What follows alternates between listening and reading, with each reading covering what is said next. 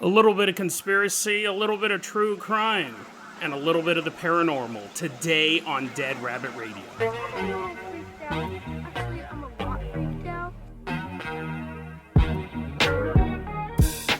Hey everyone, welcome back to another episode of Dead Rabbit Radio. I'm your host, Jason Carpenter. I'm having a great day. Hope you guys are having a great day too. I hope you guys have some awesome plans for the weekend. One last reminder, this will be the last new episode. Next week we'll have some classic episodes. Those are director commentary type episodes where we listen to an old episode with some behind the scenes stuff, some insight. A lot of times I'll go further into a story because, years have passed since I recorded the episode. They're a lot of fun to make, and I hope you guys have a lot of fun listening to those. They'll be coming out for a bit, then we'll do Retro Rabbits. The show will resume August 14th, so it's going to be a big break. I won't be in town, so I won't be able to put out new episodes. But someone who can put out all the episodes they want, someone who has their own podcast set up, they're just waiting to go. Running into Dead Rabbit Radio Command, everyone get on your feet and give it up for Leo. Woohoo, yeah, he's all wheeling in all of his tech gear. He's moving in, he's taking over Dead Rabbit Radio Command. Leo made a extremely generous donation during the 7th anniversary live stream episode of Dead Rabbit Radio. That is why he is going to be our captain, our pilot this episode. If you guys can't support the show financially through live streams or Patreon or the merch store, it's totally fine. It really, really is. Just help spread the word about Dead Rabbit Radio. That helps out so much. Tell your friends, tell your family, tell everyone you know. Dead Rabbit Radio is your favorite paranormal show. That is how you can help the show grow. Okay, Leo, let's go ahead and get this party started. I'm going to toss you the hair hang glider. Everyone grab onto Leo's ankles as he runs and jumps off the highest point of Dead Rabbit Radio Command and glides us all the way out to the void.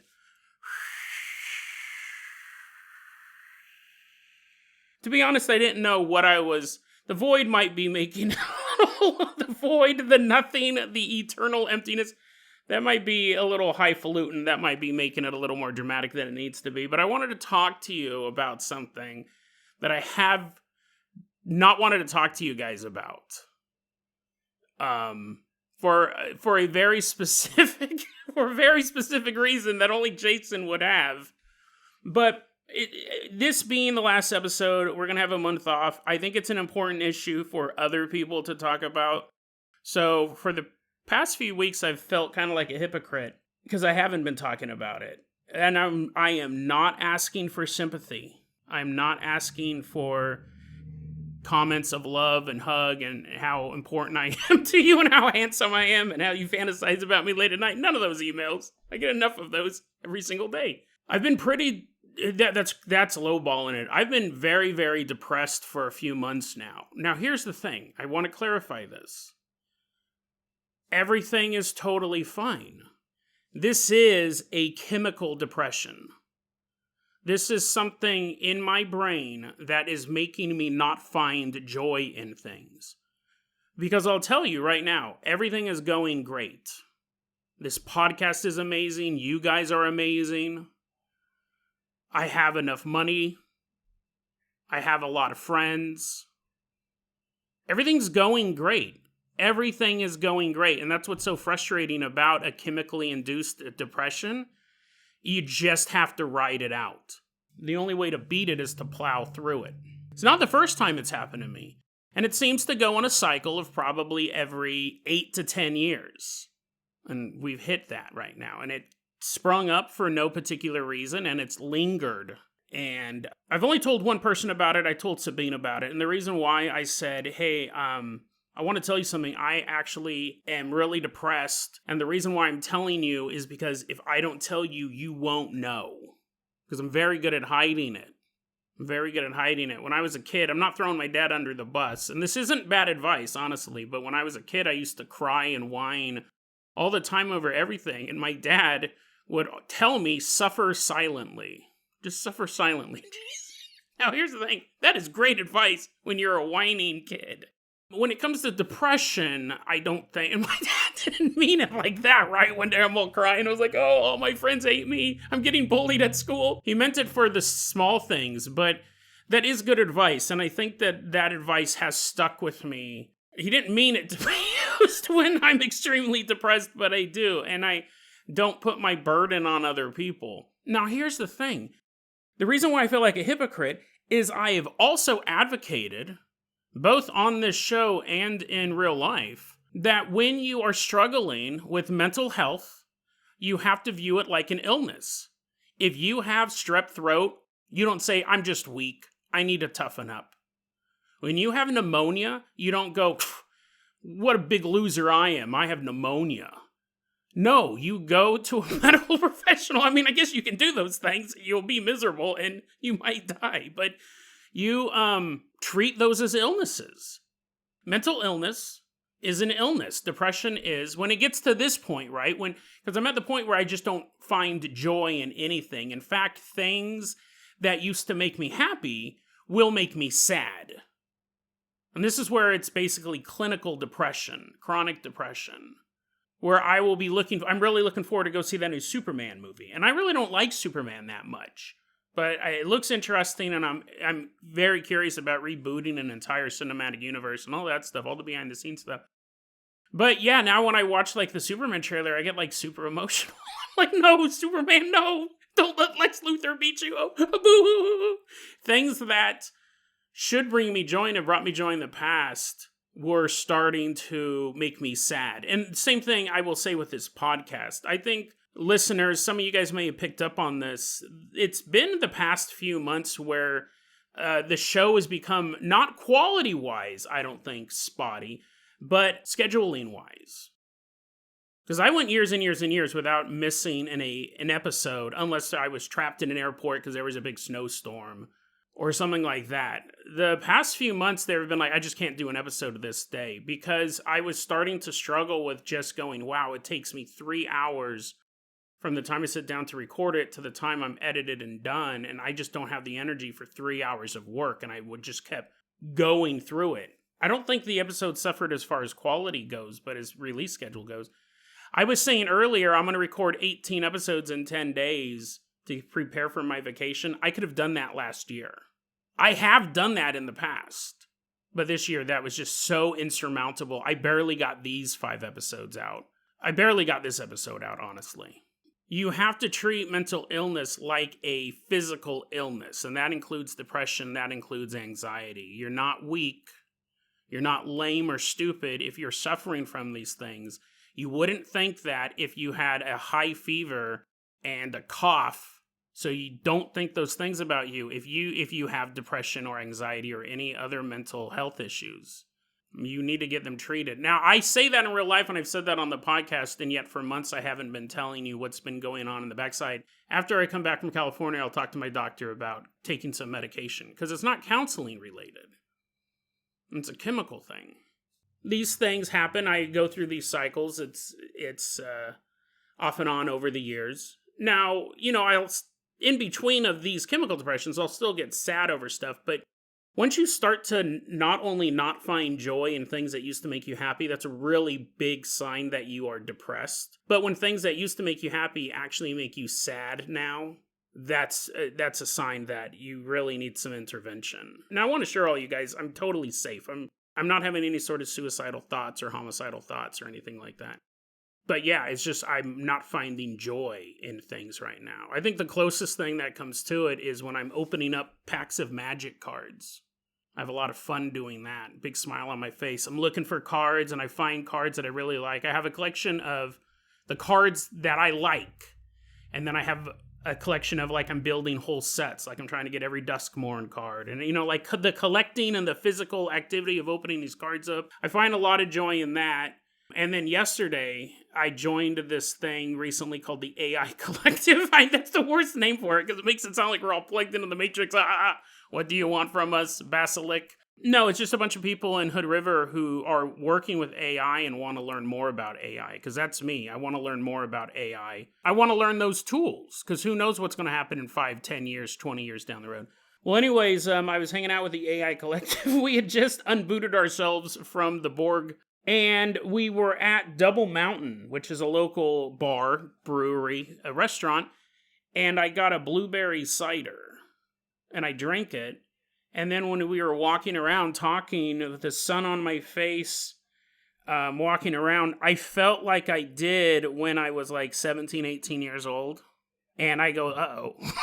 That's not good. That's not good. And now, here's the thing. I don't like drinking. I had a headache afterwards from that very strong blueberry cider. But I remember thinking, oh, I feel really good right now. And then in my brain, it goes, yeah, because you have had a drink. And that's not a path that I want to go down. I totally understand that you will feel really good after a drink, but it always leads... I shouldn't say always, but in my experience... I don't want to tempt the alcoholism demon.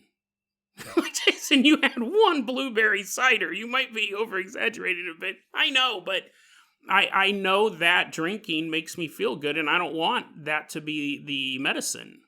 But I can also only open so many magic cards in a day. And I imagine at a certain point, even that can feel overwhelming when I'm trying to organize them. I'm like, oh no, where do you go, dragon of fire flesh? Oh no, freaking out and crying. I shouldn't make fun of it, but here's the thing. The reason why I'm bringing that up is because I do tell people that you need to be open about your mental health issues. It's super important to treat it as a physical illness. You're not weak or lame if you're struggling with these issues. The reason why I didn't bring it up on the podcast wasn't because I was ashamed of it. That has nothing to do with it. The reason why I didn't bring it up on the podcast is very, very... I have to say, I'm probably the only person who would use this as a reason. The reason why I didn't bring it up on the podcast, because I was going to basically say the same thing I'm saying now. If you're suffering from things like this, you should get help. In the same way you get help with any other illness. But here's the thing. I constantly am barraged by emails from witches and wizards and warlocks cursing me. Apparently, and I don't know how this happened, it's not like I'm constantly mocking them, but apparently, I've, over the years, pissed off a good part of the witch, warlock, magic user, not the real magic, not Magic the Gathering, the real magic of the world.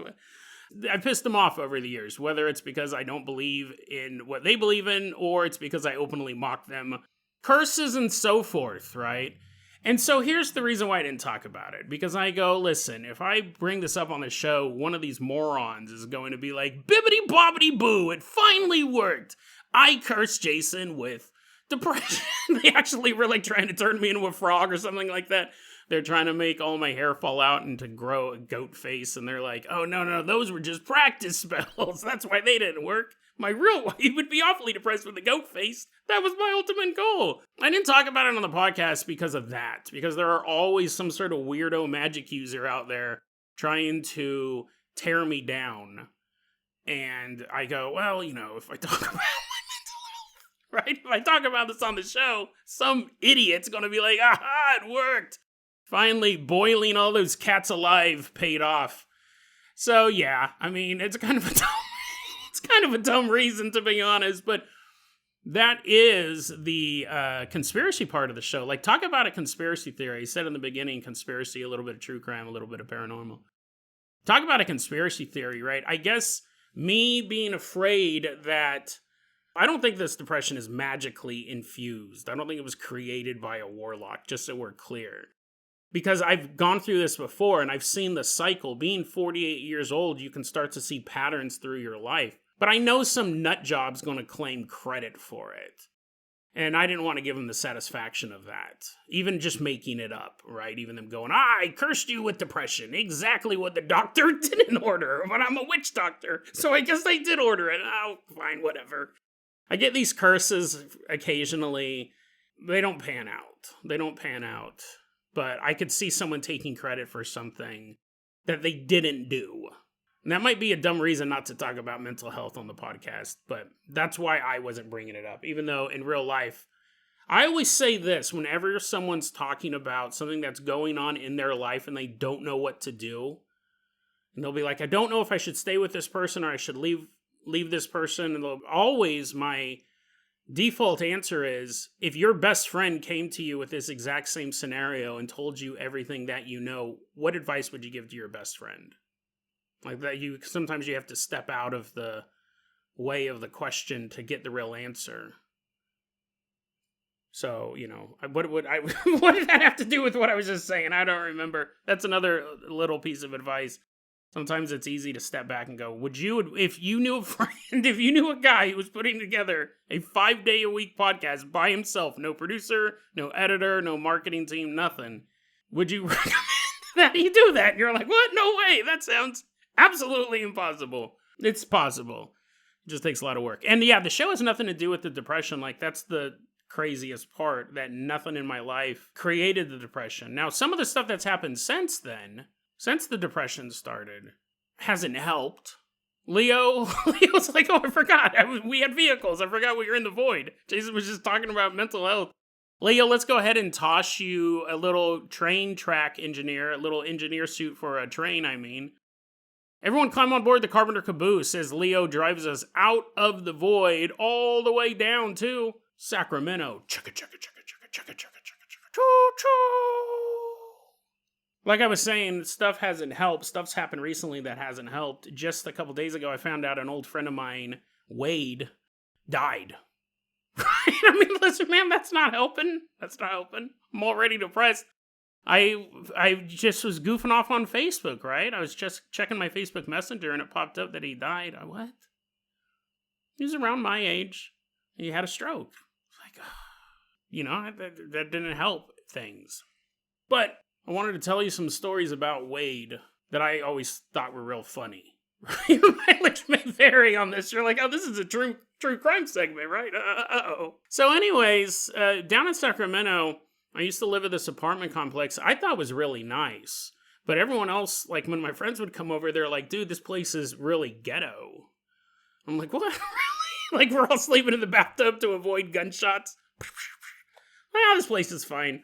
I used to live in this apartment complex. It was nice. I enjoyed it there. My car did get stolen right out of the parking lot. But anyways, when I was living there, this guy, I didn't know who he was, right? This new guy moves in. His name's Wade. And I knew really one thing about him. It came up in conversation early on that he was recently released from prison. And I don't remember what it was, what he was in for. And we had talked maybe one or two times. This is so interesting because I always say the people who say they'll never fall for a cult or a scam are the ones who are most likely to fall for one.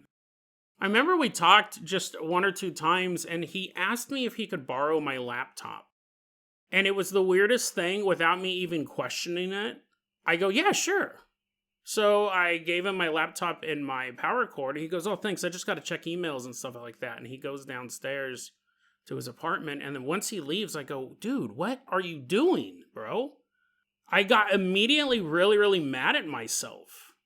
I go, dude, you just let a guy that you talked to twice, who the only thing you know about him is recently released from prison, you let him borrow your laptop? And I remember walking around in my apartment, and I was like mad at myself that I did that. It was one of the weirdest experiences outside of all paranormal stuff, right? You're like, did a ghost show up, Jason? Because you told some pretty weird stories. I remember pacing around my apartment and I go, oh my God, I let this ex-con borrow my laptop. That was dumb. And how am I going to get it back? How he's going to beat me up, right? He's going to beat me up. But I need that laptop back. I need it back right now. I can't believe that I even did that. Now, to do a compare and contrast to that same apartment complex, a couple had moved in, a young man and a young woman, and they were causing all sorts of chaos around the apartment complex. Most notably, and everyone saw this was in the middle of the day, the young woman was locked out of her apartment by her boyfriend, wearing nothing but a towel. And she's a very attractive woman. She's wrapped up in this towel and she's banging on the door and she's like, let me in. And no one's letting her in. And then she's like running around the apartment complex in just the towel. And everyone's like, what the hell? But Jason, maybe this apartment complex was ghetto. Maybe it was. Well, anyways, it wasn't like physical violence between the two, but it was just this weird type of disagreements that would blow out of control. When it was before the whole Wade situation, I was sitting in my apartment one day. There's a knock on my door, and I look out the keyhole, and it's the young woman. She has clothes on this time. It's not just a towel. And she goes, hey, I was wondering if you could do me a favor. And I was like, what's up? And she goes, well, I'm leaving my boyfriend, and I need a place to store my stuff. So can I put my stuff in your apartment, and then when I leave, I'll come and pick the stuff up? And I looked at her and I said, absolutely not. I go, here's why. I go, I don't know the stuff that you're taking out of your apartment is actually your stuff. I go, if a single piece of it is his, he then has a legal right to come into my apartment and really take anything from here.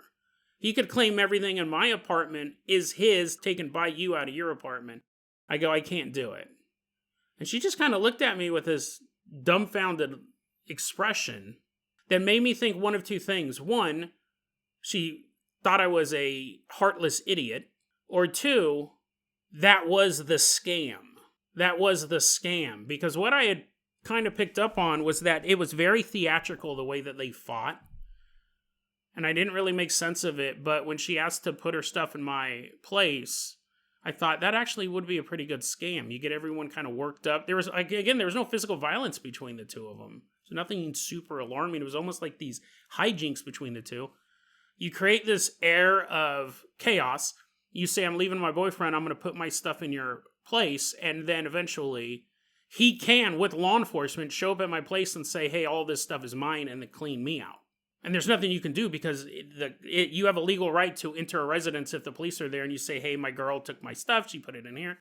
And she just kind of walked away. And here's the thing, I don't know if she asked anyone else to do that. I don't know if she knocked it. And we had never spoken. Me and this girl had never spoken before this point.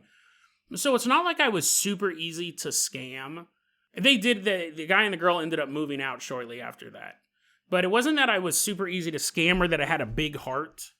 You're like, Jason, that's actually kind of makes you sound like a jerk. But, I think some of you guys would agree it probably was a scam. Or even if it wasn't a scam, you introduce yourself to all sorts of liability, even if she was being honest about the whole thing. But anyways, so that juxtaposed with a guy that I've met twice going, hey, can I borrow your laptop, and me giving it to him, I was really, really mad at myself. I didn't understand why I trusted him so implicitly. So I stewed in my apartment for maybe about an hour, and I was trying to figure out how am I going to get my laptop back. I need my laptop back.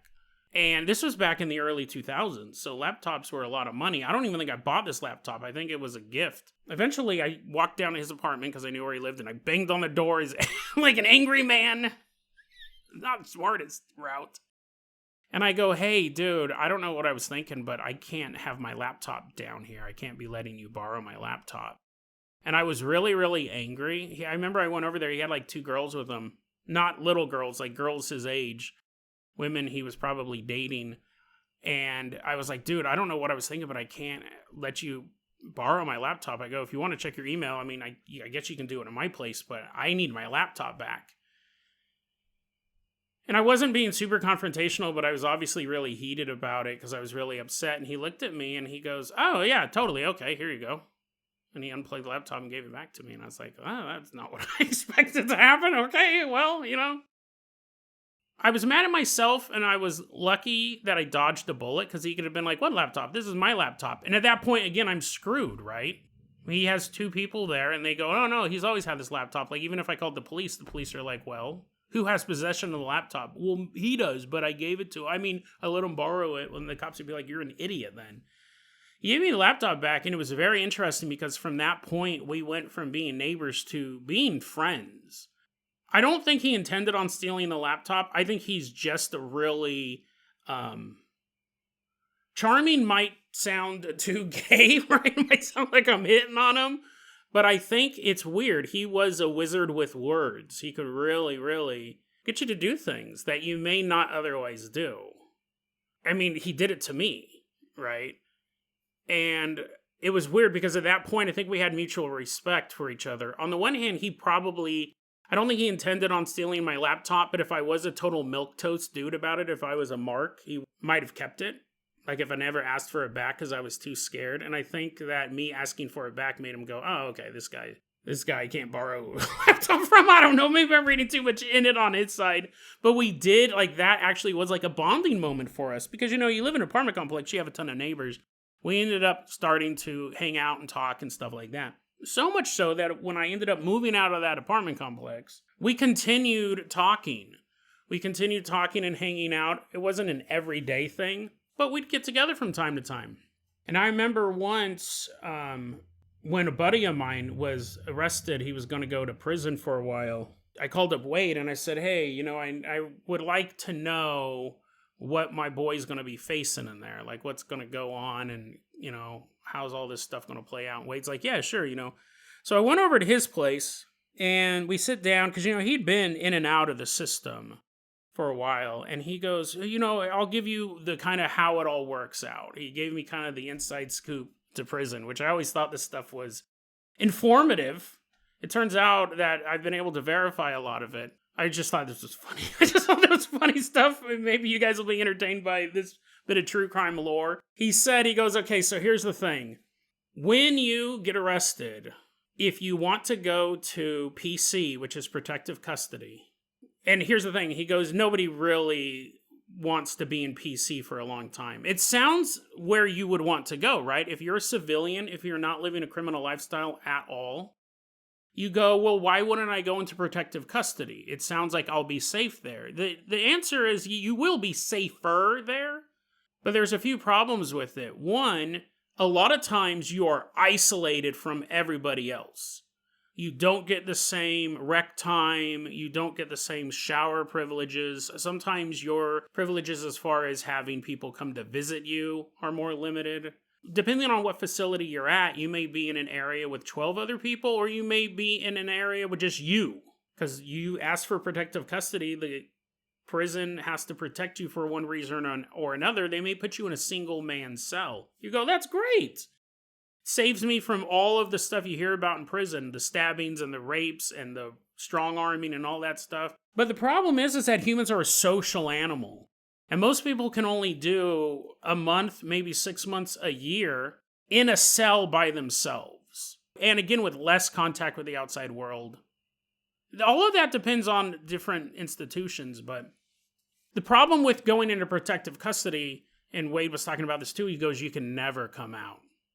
He goes, the worst thing you can do when you go to prison is go to protective custody because you're really, really scared. And then after 6 months, ask, hey, can I go to general population? And that's the type of prison you see in television shows. Hey, can I go and hang out with everyone else? I heard they play Magic the Gathering in prison. They do. It's actually really big in prison. But they play Dungeons and Dragons and Magic the Gathering and the occasional stabbing.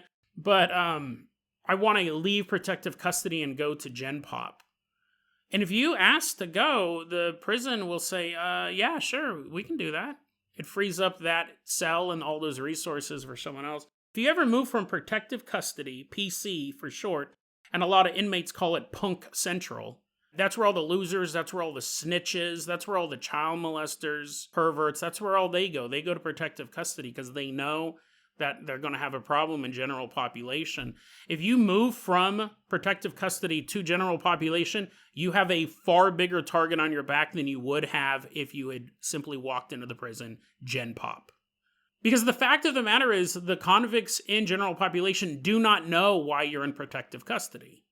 And you could explain, I was really scared when I got into prison that something bad was going to happen to me. I'm an accountant who cooked the books at my company and I wasn't prepared for this, so I went to... Doesn't matter. They will assume you're a snitch. They will assume at some point you snitched on someone else and they moved you to protective custody and now you want out. He goes, you can go to protective custody, but you cannot leave. You will have to serve your entire sentence in protective custody, which sucks. And when you get out... If you end up hanging out with other criminals on the outside and they find out you were in Punk Central, you're going to have some problems too. Because for all they know, you're a snitch. So I thought that was really interesting. And he goes, if you want to go into protective custody from arrest, so you're arrested and they're going to put you in jail. If you just go to general population jail and that you're being held in jail during your trial and now you're sentenced and they're going to put you in prison, you can't then say, I want to go into protective custody now that I'm going into prison. He goes, you got to be in protective custody the whole way. He goes, you can ask to go to protective custody when you hit prison, because it's just way more crazy than you had thought it was going to be. But the warden, the prison staff, they are going to want you to snitch on someone for them. They say, well, we'll put you in protective custody. We understand that you feel like you're in danger, but we'll be doing you a favor. You need to snitch on someone for us, and if you get this information we need, then we'll put you in protective custody. Because at that point, they would have to put you in protective custody. He goes, do not do that. Do not do that. He goes, because now you have a whole host of problems. Now you've actually snitched or tried to snitch and got caught. And sure, now you're in PC, but everybody knows that you snitched on someone, and that will follow you even on the outside. He goes, what you need to do is when you get arrested the very first time for whatever crime, your best bet is to get into protective custody at the jail, and you will stay in protective custody all the way through your trial, all the way into prison. Unless you ask to be let out. Not out of jail, but out of protective custody, and then you're in Gen Pop, you don't want to do that. He goes, well, so I asked him, I go, well, can you just get arrested? Let's say you're arrested for drunk driving, and you know you're going to be there for a while. Can you go, I want protective custody? He goes, you can, but they're going to say no. He goes, you have to give them a reason. And he goes, what you should do. It was so funny, because I went to go get advice for my friend, or just to kind of know what the process was going to be, and he started giving me advice on how to do all this stuff, because at this point, my buddy was already in jail. He was not in protective custody. He ended up doing fine. I mean, he's in prison 17 years to life, but, he's doing fine in prison. He's a trustee, and everything's going great for him, but at this point in the process, I was, more worried, because he was so young. But anyway, so I go, well, how do you ask to get into protective custody, or how do you know you're going to get in?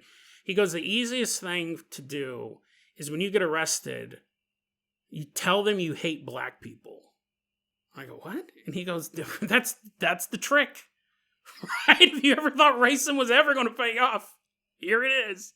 He goes, if you tell them, not right when you get arrested, not like you just got pulled over, you're like, I hate black people. The cops are like, what? What's that all about? After you've been arrested and while they're booking you, you go, listen, I really, really hate black people. You probably use a different word, right? You're like, oh, are those African Americans? They sure are mean. The booking officer's like, what? You probably have to use some different terminology. But anyways, if you tell them how much you hate black people, I need to be put into protective custody. Because if you put me anywhere near a black person, I'll kill them on sight. They will put you in protective custody. He goes, that is a trick that people use. To be fair, it's probably not a trick. There's probably a lot of inmates who actually feel that way. They're like, I'm just speaking my truth, man. I'm not just trying to pull a prank. He goes, that's a way for an average person, like if you're not a snitch, you're not a pervert, that's a way for an average person to get into protective custody. Now, obviously, your mileage may vary. If you are black, I don't know if that's going to work as well. But you could pick any other race, right? If I'm put around a white person, I'll kill him. But he goes, they'll put you into protective custody. But again, you cannot leave protective custody. And he told me a bunch of other stuff. I always thought that was really interesting, like how that system works. Because like I said, he'd been in and out. And this is the last story I'm going to tell about Wade. It's always been a story. I might have even mentioned this before on the show, but never used names. I'm still going to leave one name changed, but this has always been one of my favorite stories about Wade here. Because like I said, we hung out throughout the years. And, the early 2000s, everyone and their mom was either a drug dealer or a drug provider. Because all of a sudden you had grandmas with these huge prescriptions of Vicodin and oxycodone. And if they didn't sell it directly, other people sold it for them. So everyone had access to all sorts of drugs back in the early 2000s. And Wade was one of those guys who talked to a bunch of different groups of people, hung out with a bunch of different groups of people. There was a notorious biker bar in the area that it was so bad the city kept trying to shut it down. It was a public menace. Like so many stabbings took place there. The city goes, we can't keep policing this.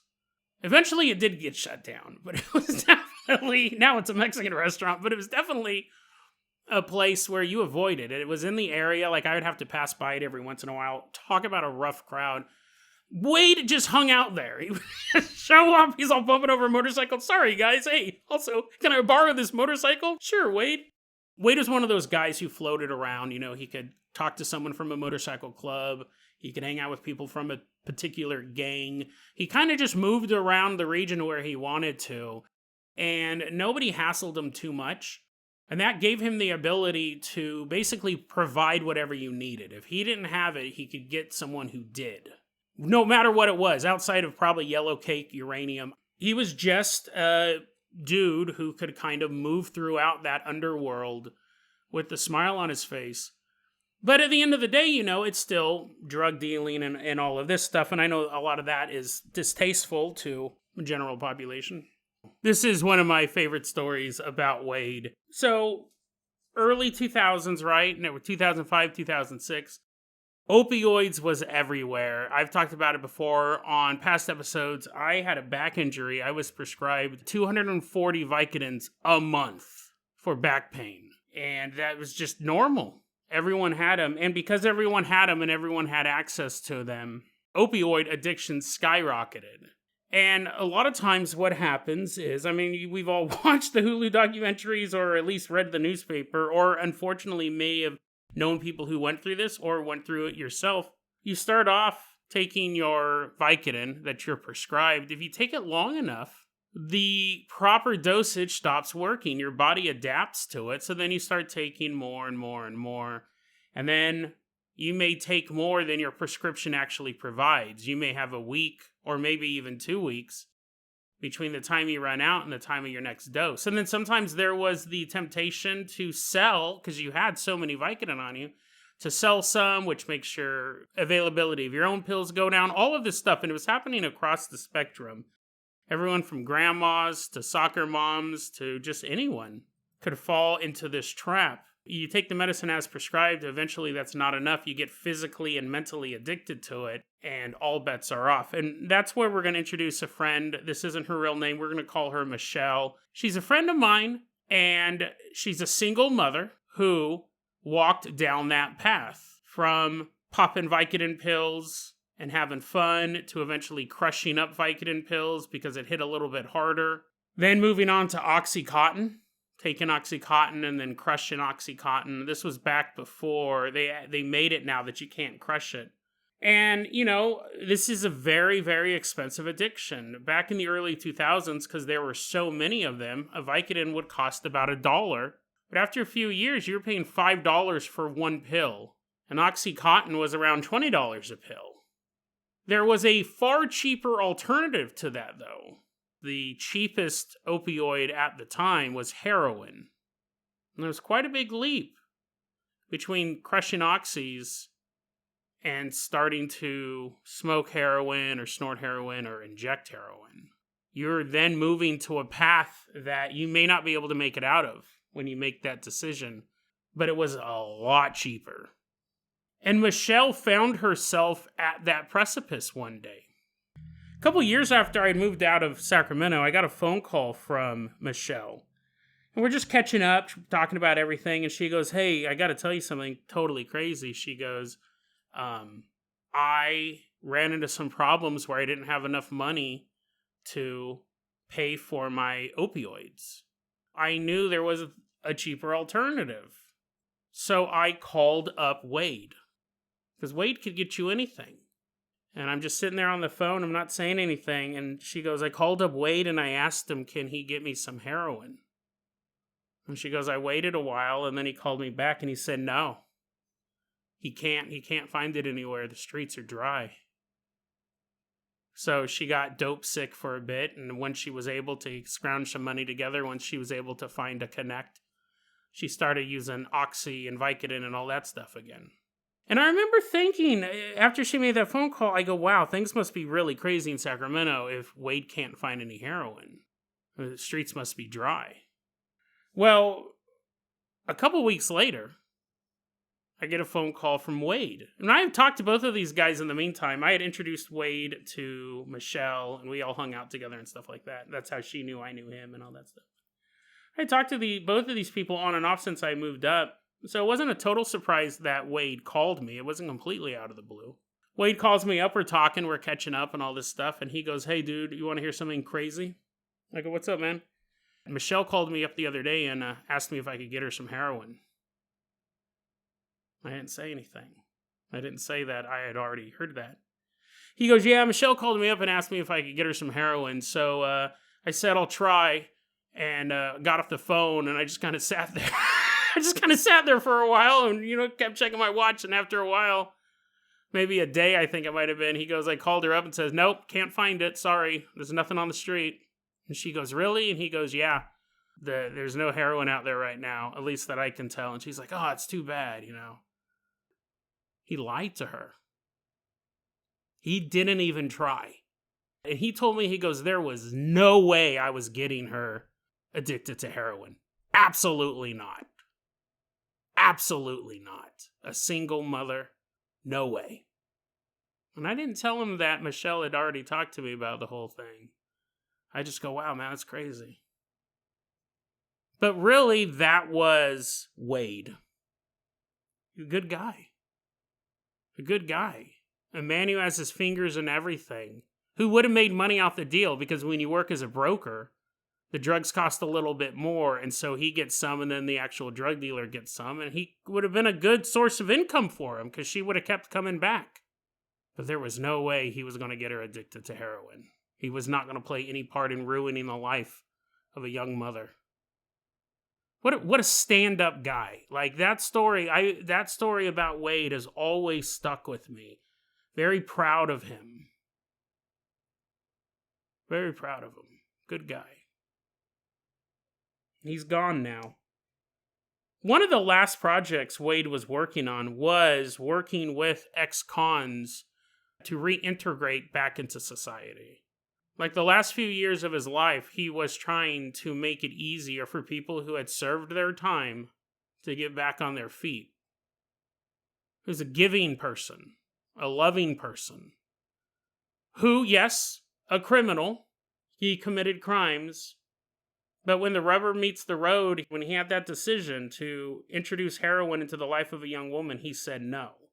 And he took his experiences, both with committing crimes and entering and then leaving the justice system, to help other people who had made these terrible decisions once they got out, helping them find their footing back in society.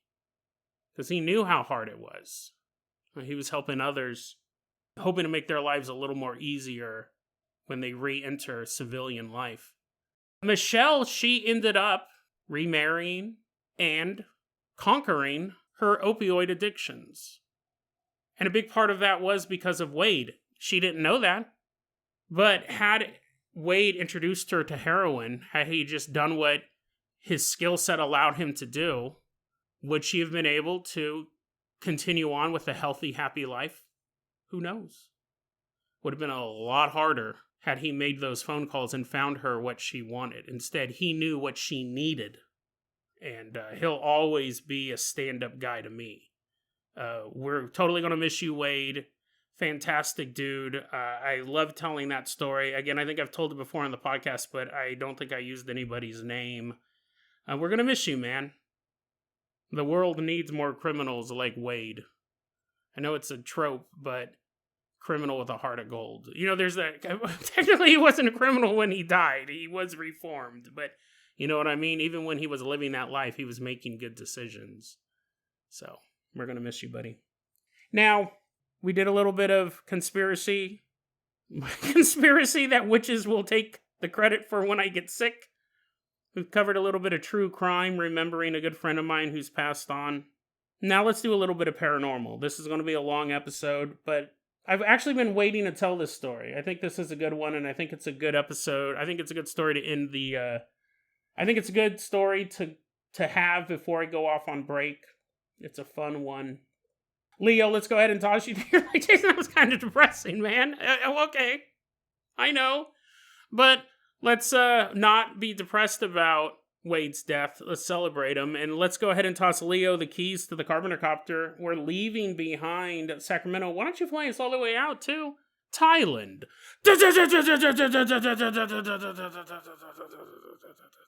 We're headed all the way out to Thailand. Now, this story involves Buddhist mythology, as well as Thailand folklore.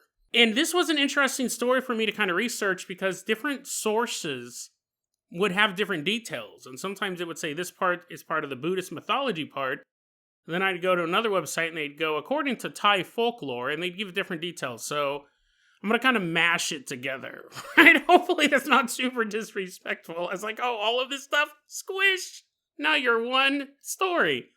Maybe I shouldn't have done that, but here's the thing, I did it already. I couldn't even go through and correct it in my notes.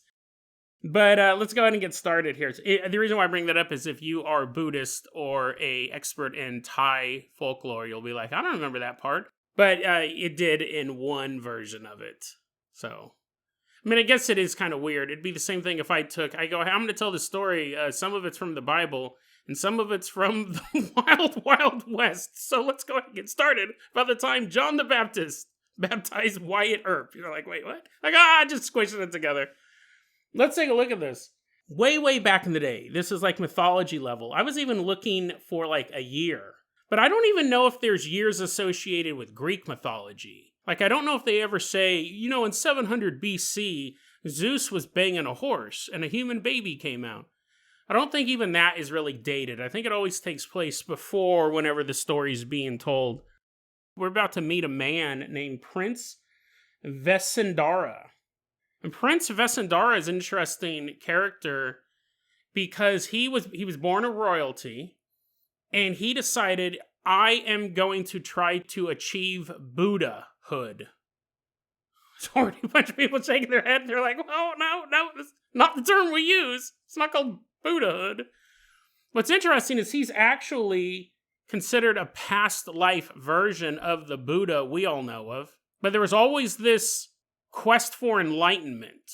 And that's what Prince Vessantara wanted. He wanted enlightenment. That'd be a better term. So he goes, all of these riches and all of this fancy stuff, nah, I'm never going to get enlightened here. I'm going to leave behind the throne and go into the wilderness and achieve oneness with the universe. So he does, but at this point he's also married. He has a wife named Marjorie, and they have 2 children as well.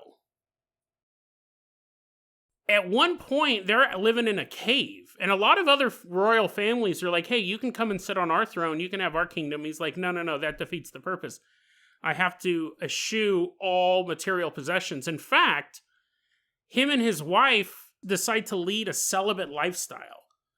So no sex, they're just going to be living in a cave for the rest of their lives. Or until they get enlightened. I guess then they can come out of the cave. They weren't in the cave all the time. We'll get to that in a second. But anyways, they spent a lot of time in the cave there with their kids. Well, apparently at one point, this other family was like, I don't have enough slaves. I need more slaves. And he finds out about these 2 kids living in this cave with Prince Vessantara and his wife. And he goes, that's exactly the number of slaves I needed. 2. No more, no less.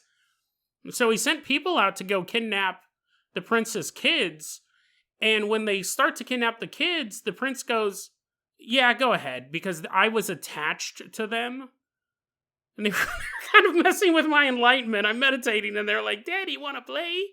He lets his kids get taken into slavery because he needs to remove all attachments from him.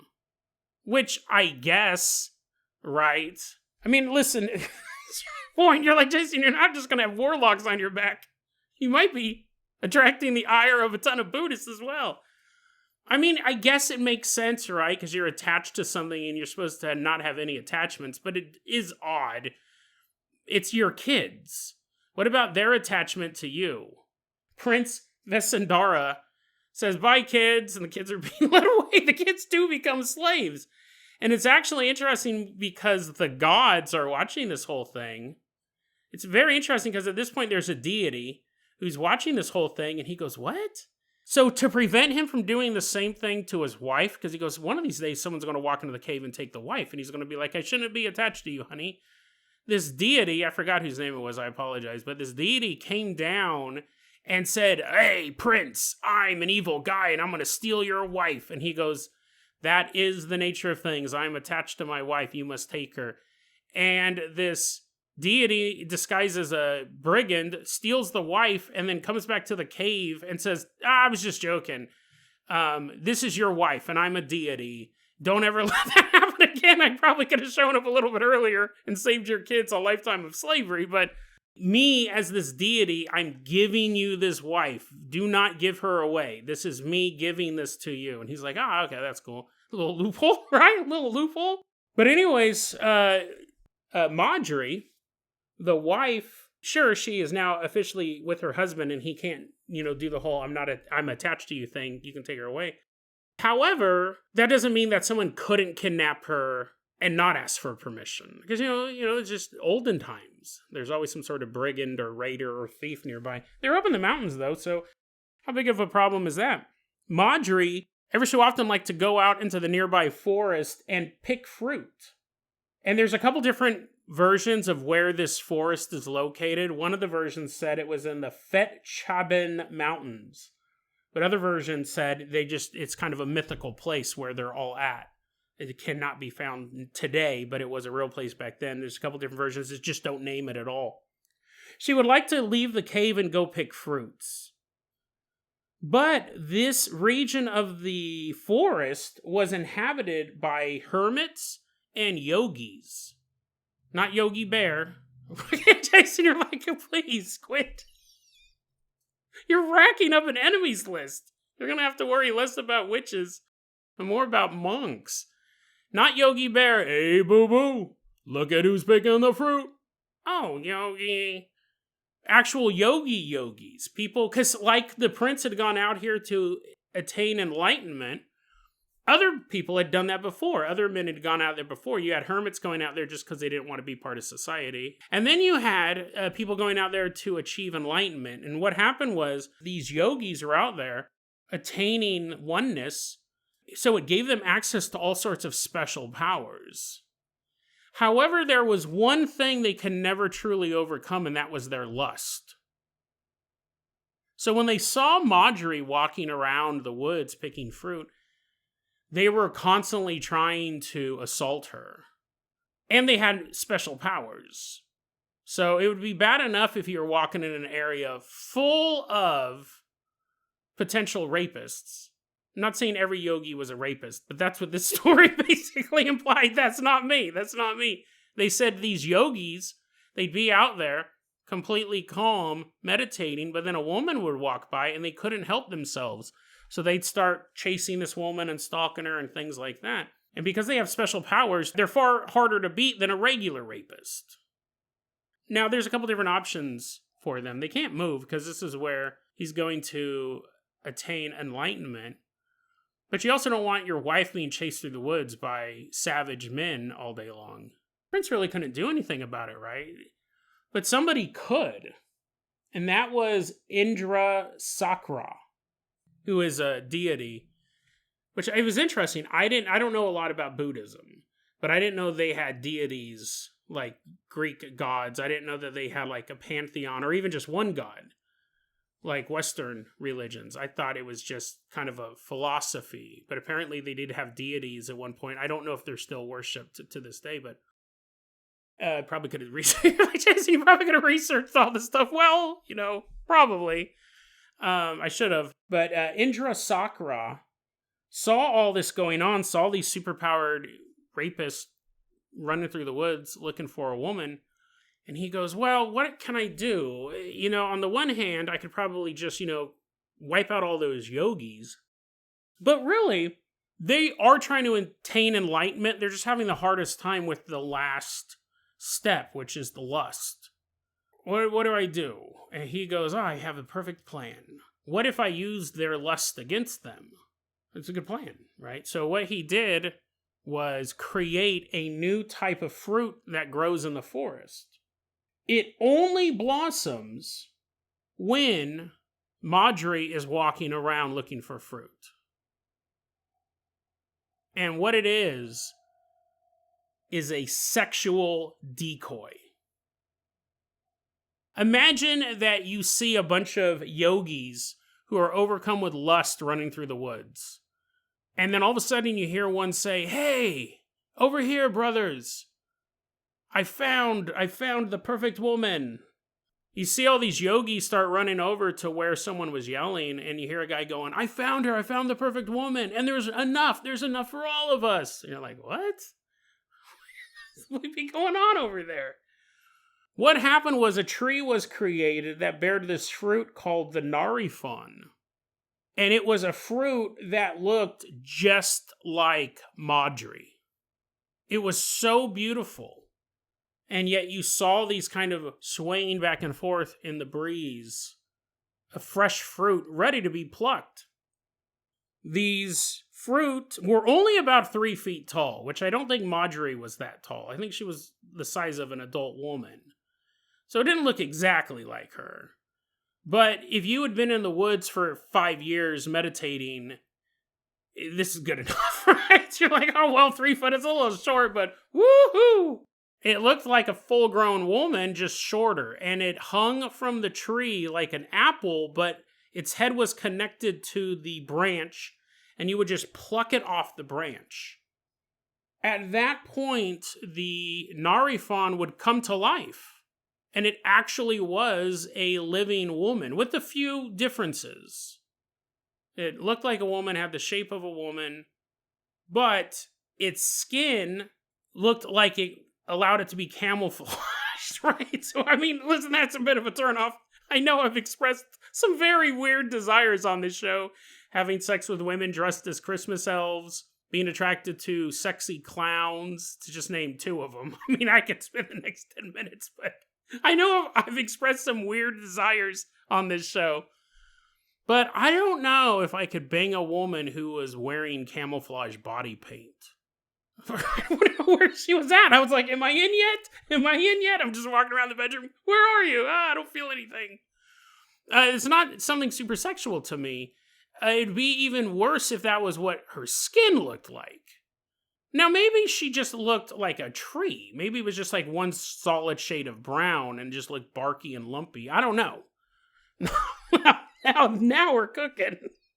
Now when she looks like a tree, call me up, I'm in. But if she was like camouflaged, I don't know, she's like be banging a ghillie suit with no one in it.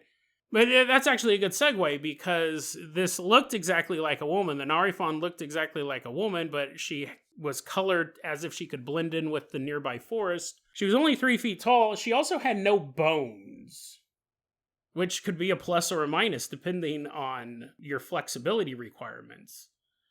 I would argue, though, I mean, everyone has watched Olympic gymnasts and been like, oh, you know, that's pretty interesting, right? Or a ballerina. Or a rhythmic dancer with the ribbon at the Olympics. I watch a lot of Olympics, the ice skaters, all sorts of flexible women. You can look and go, well, you know, who doesn't like a woman who can do the splits? Yeah, but I would argue that I still like them to have bones. Like, she can stand up on her own. Even if she could walk around, there'd be something very unsettling about having sex with a woman with no bones. She's all tied up like a Stretch Armstrong figure. She's in a pretzel knot.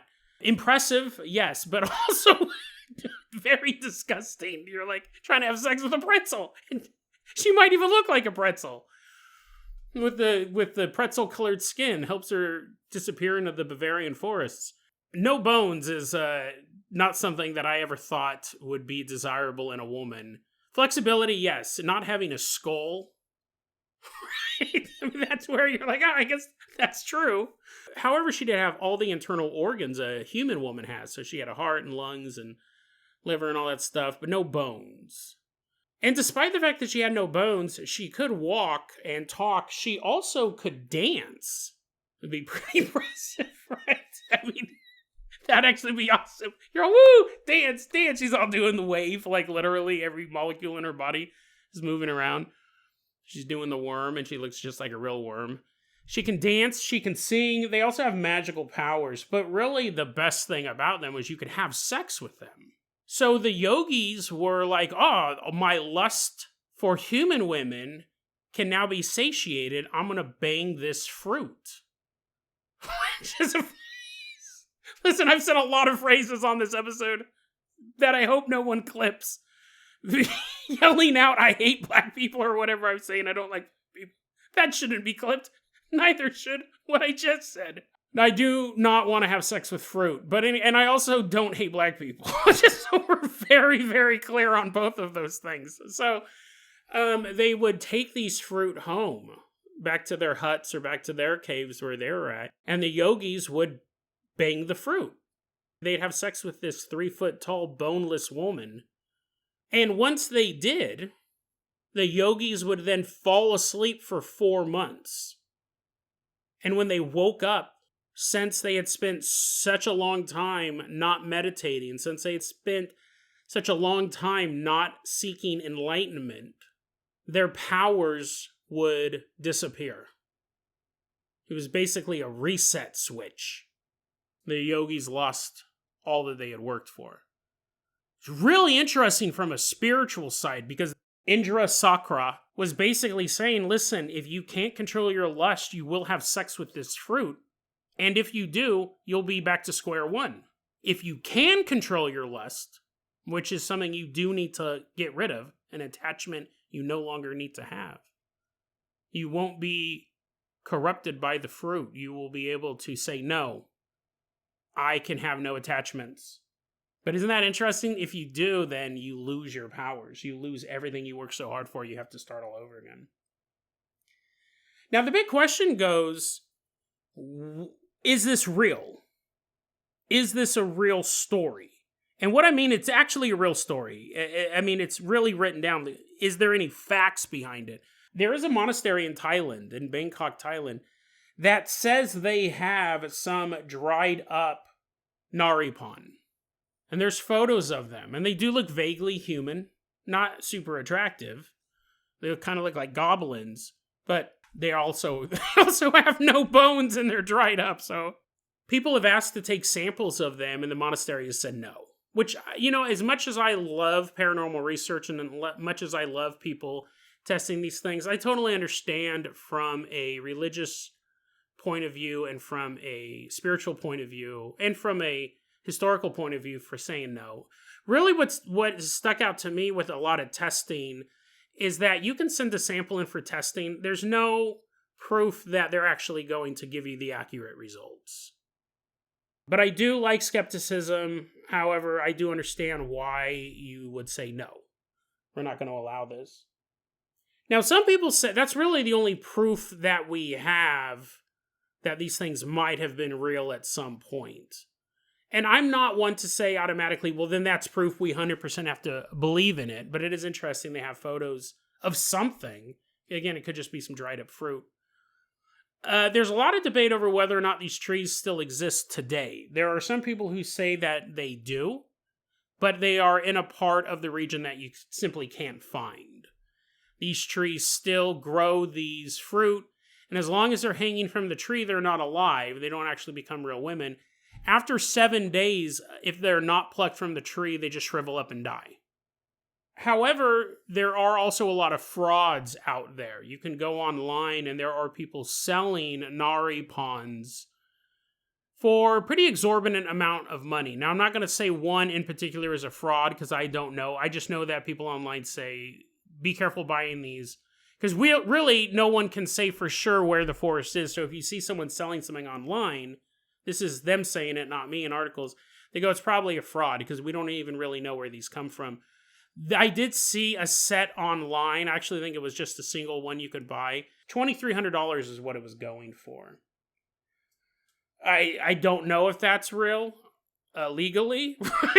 Legally, I will say, off the record, lawyers, you have to shut this part off. Judge, plug your ears. I don't think it's a real one. It looks like a coconut was shaved into the shape of a woman. Or someone took some wood and shaved it into the shape of a woman. Then there's also people selling Naree Pon, and they look nothing like women, but there's like boxes of fruit, and I think that might just be a local fruit that they're calling by that name, because it's such an evocative name. Same thing like if I had a brand of butter, and I call it Custard's Butter, it doesn't mean that General Custard actually made that butter. Right? It's just like what I'm calling it. I mean, I don't know, maybe that's a bad example, but I did see like photos of a lot of these. It's interesting too, and we'll wrap it up like this because I know this episode's going long. And this is something I plan on doing during my break. I have it saved. I'm waiting for the right time to watch it. Apparently, there is a movie made about these things.